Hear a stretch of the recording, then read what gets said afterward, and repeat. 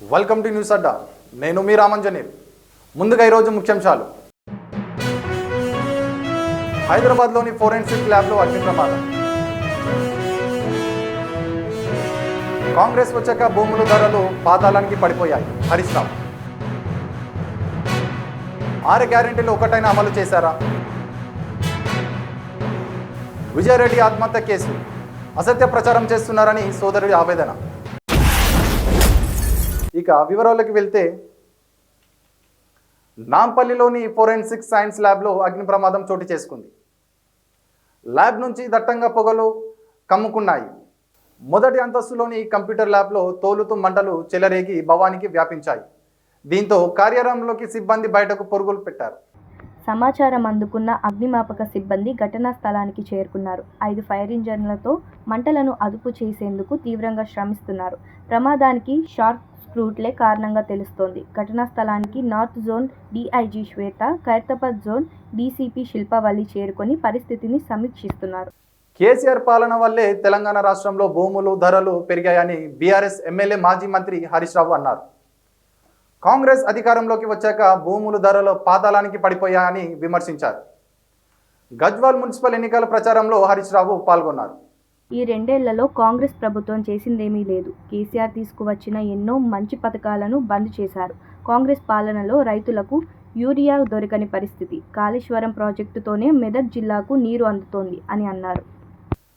అడ్డగోలు హామీలిచ్చి గద్దెనెక్కిన తర్వాత కాంగ్రెస్ నాయకులు ప్రజలను మోసం చేస్తున్నారని బాసర కార్యనిర్వాహక అధ్యక్షుడు సిరిసిల్ల ఎమ్మెల్యే కేటీఆర్ విమర్శించారు. 6 గ్యారెంటీలు ఒకదానైనా అమలు చేశారా అని ప్రశ్నించారు. మున్సిపల్ ఎన్నికల ప్రచారంలో భాగంగా శుక్రవారం రాజన్న సిరిసిల్ల జిల్లా వేములవాడ పట్టణంలోని తిప్పాపూర్ అమలవీరుల స్ఫూర్తం తెలంగాణ కోడాలి వద్ద కర్నూలు సమావేశంలో ఆయన పాల్గొన్నారు. వేములవాడ ఎమ్మెల్యే ఆది శ్రీనివాస్ గతంలో ఎన్నికల సందర్భంగా రాసిచ్చిన 6 గ్యారెంటీల బాండ్ పేపర్ను కేటీఆర్ చదివి మాట్లాడారు. ఈసారి తనకు ఓటు వేయకుంటే చనిపోతానని, 4 సార్లు ఓడిపోయానని సానుభూతి డైలాగులు కొట్టి ఆది శ్రీనివాస్ ఎమ్మెల్యేగా గెలిచారు. ఆ తర్వాత హామీలను 10 ఏళ్ల బారాస పాలనలో వేములవాడ పట్టణంలో అనేక అభివృద్ధి పనులు జరిగాయి. 2.5 ఏళ్లలో ఆది శ్రీనివాస్ వేములవాడకు ఏం చేశారో చెప్పాలి. కాంగ్రెస్కు ఈ ఎన్నికల్లో తగిన గుణపాఠం నేర్పితే తప్ప గ్యారెంటీలు అమలు కావు. పేదల ఖాతాల్లో ప్రధాని మోదీ 15 లక్షలు వేస్తానన్నారు. ఎవరికైనా వేశారా? భాజపా ప్రతి ఎన్నికల్లోనూ కులం, మతం, దేవుడి పేర్లతో ఓట్లు వేయించుకొని ప్రజలను మోసం చేస్తోంది. ఈ పార్లమెంటు నియోజకవర్గం నుంచి రెండోసారి ప్రాతినిధ్యం వహిస్తున్న కేంద్ర మంత్రి బండి సంజయ్ జిల్లా ప్రజలకు చేసిందేమీ లేదు.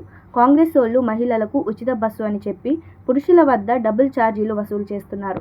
ఈ ఎన్నికల్లో బారాస అభ్యర్థులను భారీ మెజారిటీతో గెలిపించాలి అని కేటీఆర్ పిలుపునిచ్చారు. సమావేశంలో బారాస నియోజకవర్గ ఇన్ఛార్జి చల్మెడ లక్ష్మీ నరసింహారావు తదితరులు పాల్గొన్నారు.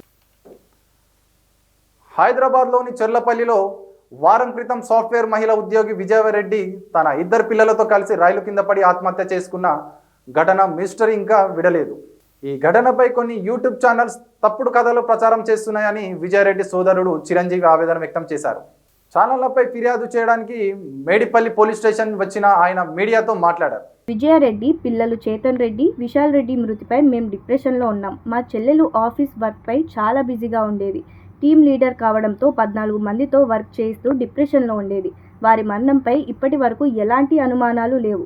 మాపై అసత్య ప్రచారం చేస్తున్న యూట్యూబ్ ఛానల్స్పై ఫిర్యాదు చేయడానికి వస్తే కోర్టుకు వెళ్లాలని పోలీసులు సలహా ఇచ్చారు.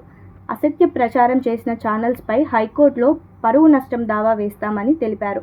మరోవైపు డిప్రెషన్ వల్లే విజయారెడ్డి ఆత్మహత్య చేసుకున్నారనే వార్తలను పోలీసులు ఖండించారు.